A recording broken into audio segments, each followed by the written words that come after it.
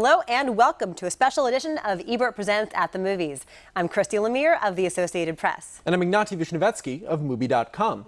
Some of the greatest performances have been ignored by Oscar. Siskel and Ebert tackled the topic, and we're taking a special look back this week. Here's an encore presentation from the vault of the original sneak previews.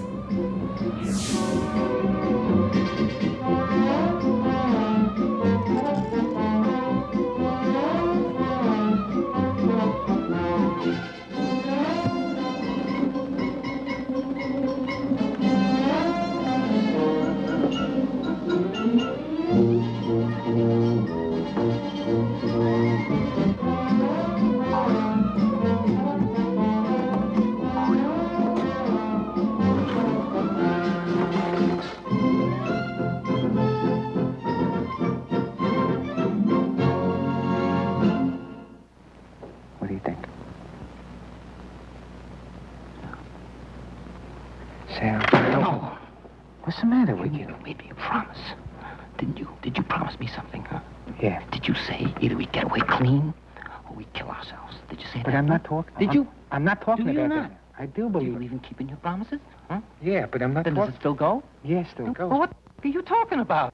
Who'd you recognize in that scene? Probably Al Pacino, nominated for an Oscar in 1975 as Best Actor for his striking performance in Dog Day Afternoon. The other one, the one you may only vaguely recognize, is John Cazale, but giving a strong performance of his own. However, Cazale was not nominated for an Oscar. His superb performance was one of many great performances that Oscar has ignored. And great performances that Oscar has ignored is the topic we'll be exploring this time on Sneak Previews Take 2. This is Roger Ebert, film critic of the Chicago Sun-Times. And across the aisle from me is Gene Siskel, film critic of the Chicago Tribune. Now, nobody ever made the claim that the Academy Awards honor every great performance, or for that matter, that all Oscar winners gave great performances. And we're not claiming that the performances we're going to praise on this program should have won Oscars.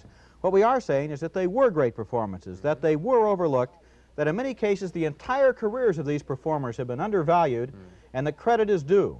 We'll be showing you scenes we admire starring Shelley Duvall in Three Women, Geneviève Bujold in Another Man, Another Chance, Martin Sheen in Badlands, Malcolm McDowell in A Clockwork Orange, Robert Mitchum in The Yakuza. And now Gene starts with John Cazale in Dog Day Afternoon. Yeah, none of them were nominated. Now, actor John Cazale died in 1978 at age 42 from cancer. He left behind him a legacy of superior supporting performances. He's probably best known, I guess, as Fredo, the goofy and spineless Corleone brother in The Godfather Parts 1 and 2. But in Dog Day Afternoon, in one of his finest performances, Cazale plays Al Pacino's buddy, helping to pull off a New York bank robbery to pay for a sex change operation for Pacino's homosexual lover. Pacino has all the flamboyant moments in the film, but John Cazale has his quietly chilling scenes, like when he engages in a conversation with one of the hostages inside the bank. Here we see the Cazale trademark, a nervous, slightly demented, but somehow innocent character who's fixated on petty details as a strategy for coping with the world. You don't smoke? No, Why, well, why do you want to start now? I'm scared to death, that's why. What, you don't smoke? No. How come?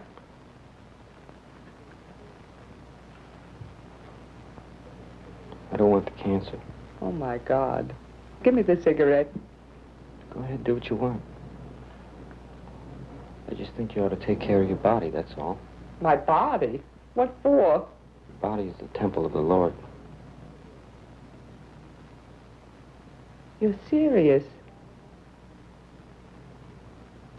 So you rob a bank, but you keep your body pure. Is that it?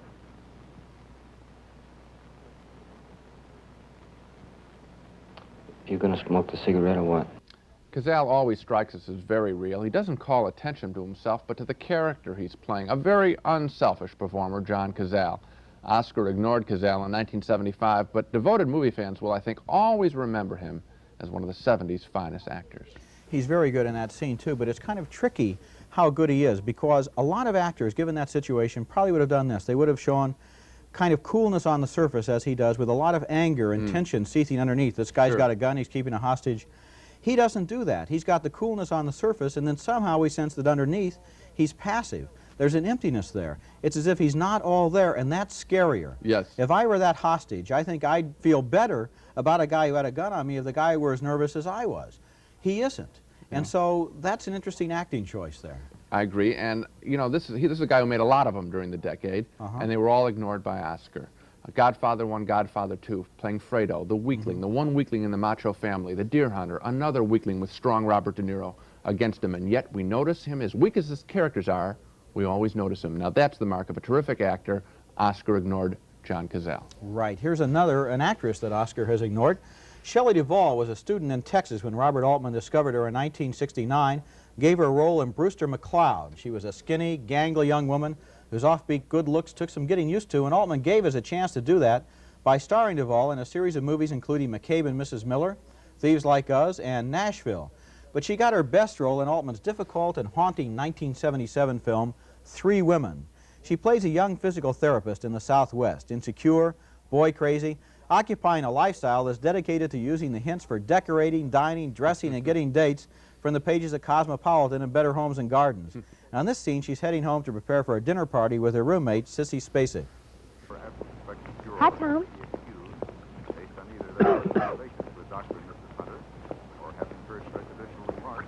Hi, Edgar. Hi. I'm giving another one of my special dinner parties tonight. Oh, yeah? Yeah. Deidre and Jim and a couple other guys are coming over. Uh-huh. We're having pigs in a blanket and chocolate pudding tarts. Just keep it out of the pool, be all right. See you later. Yeah. Pinky? Pinky, would you get the door for me? My hands are full. Pinky? Oh, hi. Hi. I just got through. Looks great. What'd you get? All kinds of good stuff. Did you get me any gum? Yep. It's probably on the bottom, though. Got wieners for pigs in a blanket. Oh, great. And Pringles. Just when everything from the Pringles to the whipped cream is all set, her roommate stuns Duvall with the news that her guests aren't coming. Watch Duvall's face. How do you like it? It's a Mr. Lamar from Dallas. Isn't it cute? They can't come, Millie. Who? Deirdre and those guys. What do you mean they can't come? Oh, I just saw them down the stairs when I took the trash down, and they said to tell you they had to go on up to Dodge City and they'd see you some other time. Well, what about dinner? You probably scared them away. That's really nice, the way she descends through the various levels of being crushed. Shelley Duvall's performance in Three Women looks like a slice of life, but it presented a difficult challenge for any actress. She was trying for two different effects there. On one level, we're supposed to be amused by her parody of the perfect suburban hostess, but on another level, there's a real poignancy in her reaction to that disappointment, because somehow we know this isn't the first time she's been rejected like that. Shelley Duvall won the Best Actress Award at the Cannes Film Festival for Three Women, and she deserved it. It's a very subtle, difficult performance. I noticed something she has in common with Cazale's performance in Dog Day Afternoon. They're both quiet. They're smart enough to be quiet, and a great thing happens when an actor has the courage to be quiet in a performance. We rush up to the screen because they give us time to get there and get inside their mind. When they're always yelling at us, it's always we stay in our own ears. This way, we really get to them. You know, but it's very hard to describe a performance like that in print or on television. I feel a lot of frustration. I have the language to talk about direction, editing, photography. When it comes to acting, sometimes I feel inarticulate. I don't know how to describe exactly what it is that I'm looking at and admiring. Critics do a lousy job of talking about acting. It's sort of mysterious to us. I asked George C. Scott once how he judges acting. He gave me a good three-part test, he said. So I use that. The three parts, he said, number one, who dominates, the actor or the character they're playing? Basically, it should be the character that they're playing. We don't want to know who's doing it. We just want to see that character. Number two, he said, there are only a basic few emotions, anger, fear, love, hate, that kind of stuff. What choices does the actor make to show those very basic emotions? Test number three, he said a very tough thing, a joy of performing quality. While the actor is staying in character, while they're coming up with sophisticated choices to show common emotions, while they're doing all that, do they let the audience know in some silent way that they are enjoying and have joy performing in front of them? Burt Reynolds is doing that very well now with sort of a secret smile. No, I think you asked the right actor when you asked George C. Scott. I think a lot of actors, even really good actors, would be fairly inarticulate in trying to describe what it is they do when they're doing it right or when they're doing it wrong. So Scott's three laws, right? We'll refer for to the them. rest of the show. Okay. When we talk about important actresses, the same names always come up. Barbra Streisand, Jane Fonda, Jill Clayburgh, Diane Keaton, lately Meryl Streep. I want to add one more actress to that important list, an actress who Oscar regularly overlooked in the 70s, a French-Canadian actress, Geneviève Bujold. She was nominated for a performance in 1969 in Anne of a Thousand Days, but in the next 10 years, not a single nomination. I think she deserved a nomination for the offbeat 1977 love story, Another Man, Another Chance. Bujold plays the widow of a French photographer who set up shop in the old American West. After he's killed, she meets James Caan. I've never seen a hat like that. It's real nice. Did you get it here? It's French. A man's hat. Oh, a man's hat. Oh. May I? I don't like this one very much. I just got it.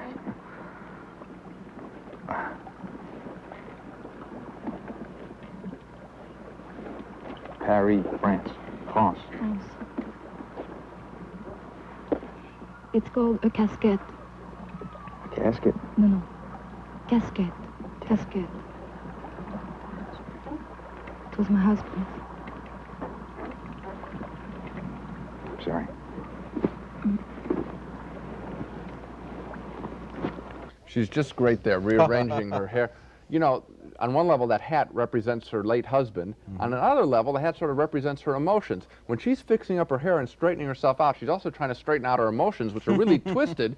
She's trying to be true to the memory of her late husband, the hat, but she's also turned on by James Caan, and so there's that push-pull. Very interesting little performance there. I've always liked Geneviève Bujold. I even liked her in a small scene she had with Charlton Heston in the dumb film Earthquake.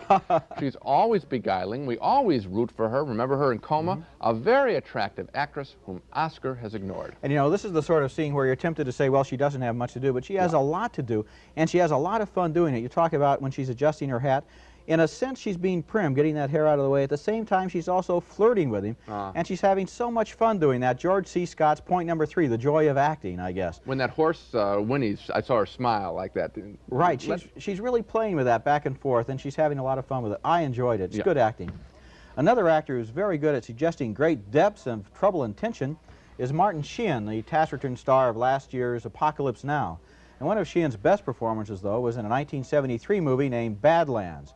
He plays a character inspired by Charles Starkweather, a real-life murderer who went on a killing spree out west in the 1950s. And in this scene from Badlands, Martin Sheen is about to get out of town with his teenage girlfriend, played by Sissy Spacek, who just a few moments ago was Shelley Duvall's roommate in Three Women. Her father tries to stop them. I got it all planned. And, I'm taking Holly off with me. Okay, boy. I'm turning you over to the authorities. What for? Coming on my property with a gun. No, you're not either. Yeah? Why not? Because I can't allow it. Hey! Hey, wait a minute! Suppose I shot you. How'd that be? Huh? You want to hear what it sounds like?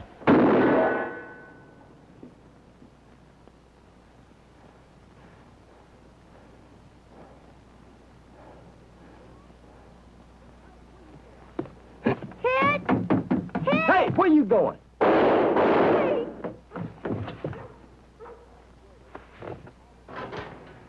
A few minutes later, Sheen calmly makes a recording of his confession. My girl Holly and I decided to kill ourselves. Same way I did her dad. Big decision, huh? The reasons are obvious. I don't have time to go into them right now. But, one thing, though, he was provoking me when I popped him. And, that's what it was like. Pop. Oh, we're sorry. I mean, nobody's coming out of this thing happy, especially not us. I can't deny we've had fun, though. And, that's more than I can say for some. That's the end of the message. I ran out of things to say. Thank you.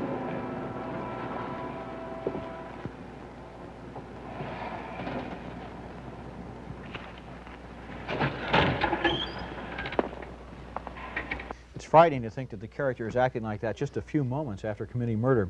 That kind of cool and almost rigid self-control is scarier than if Sheen had played a mad dog killer type. He suggests great depths to the character, great angers boiling beneath that just a regular guy kind of surface. Sheen was very good playing that same kind of character in Apocalypse Now, but I think he's never given a better performance than he did in Badlands. He's a fine actor, and you know, you talk about George C. Scott's first point, which dominates the character of the actor.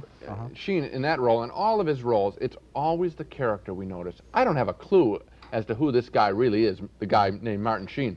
I just know his characters. Really, he's terrific. You know, that's also the case in Apocalypse Now. He's the guy that goes upriver in the boat. All these amazing things happen to him, and he keeps that unruffled surface that's very necessary for that character. And it's a funny thing, having seen him in Apocalypse Now, Badlands, The Subject Was Roses, if I were to go interview Martin Sheen, I wouldn't know who to expect. I wouldn't know what kind of a guy to think that he really was. Okay.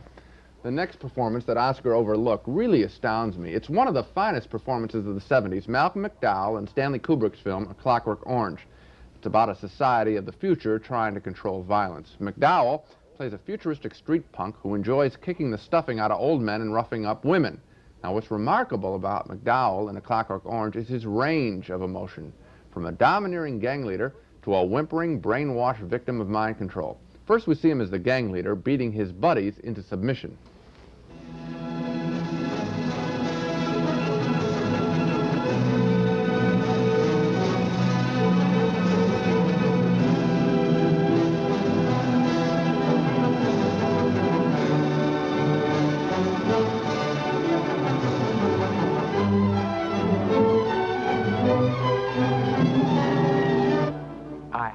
From power demonstrated to power implied. That's what's coming up here now. After slashing his buddies, gang leader McDowell now takes quiet control of his henchmen. Watch McDowell's face here. It almost becomes a menacing death mask. Well, now we're back to where we were. Yes? Just like before and all forgotten? Right. Right. After some painful brain conditioning, McDowell's personality is transformed. He returns home from prison only to find that his parents have taken in another son to replace him. McDowell would normally get angry, but he's been programmed to get sick whenever he feels a violent urge coming on. How do you do, Joe? Find the room comfortable, do you? No complaints? I've heard about you. I know what you've done.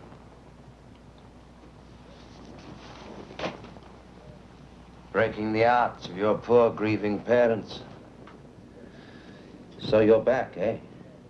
You're back to make life a misery for your lovely parents once more, is that it? Well, over my dead corpse you will, because you see they've let me be more like a son to them than like a lodger. Joe, don't go fighting here, boys.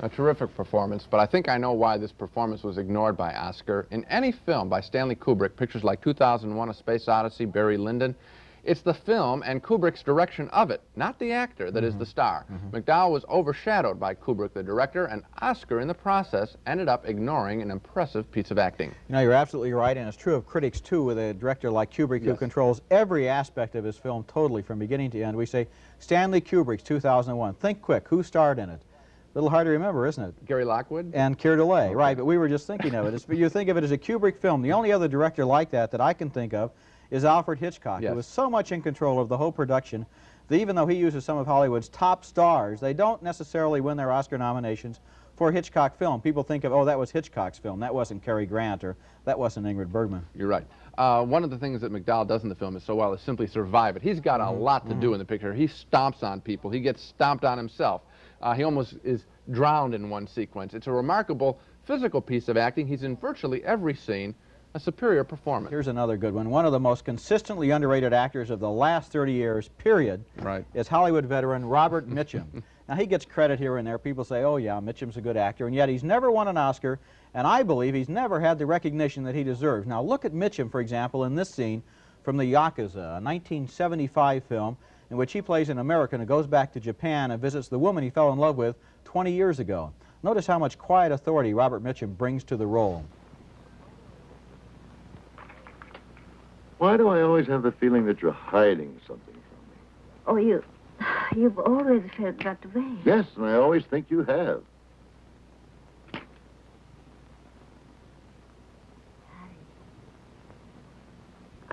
I haven't told you everything in my life. But I haven't made a secret of that, have I? No.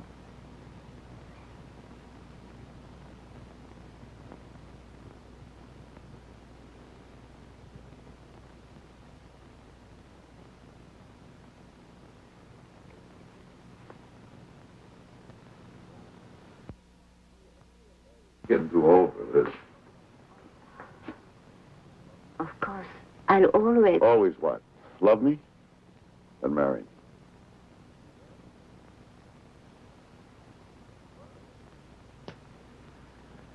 Well, now that we've got that over with for the next 20 years. Harry, will you... Just a couple of days. I'll see you before I leave. Very pleasing to see you again.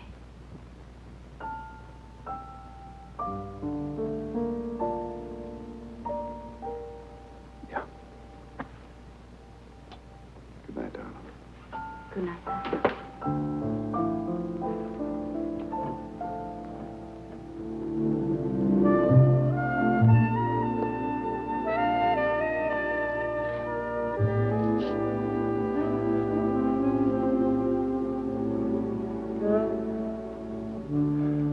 To me, that's the quintessential Robert Mitchum moment. Alone on the street, lit from above, a lonely horn on the soundtrack. The movie is about how he goes back to Japan and takes on the Japanese mafia and tries to get his old love back again. And I've noticed something about Mitchum in a lot of his movies that's true only of the greatest movie stars. No matter who else is in a scene, no matter what's happening, if Mitchum is on the screen, we just can't help but watch him. He holds the screen as very few actors ever have. I agree, and I think I know why he holds the screen. I think he holds it with his chest and with his face. That chest is like an ice box. Same kind of chest John Wayne had, inspires confidence. We're drawn to that very attractive figure.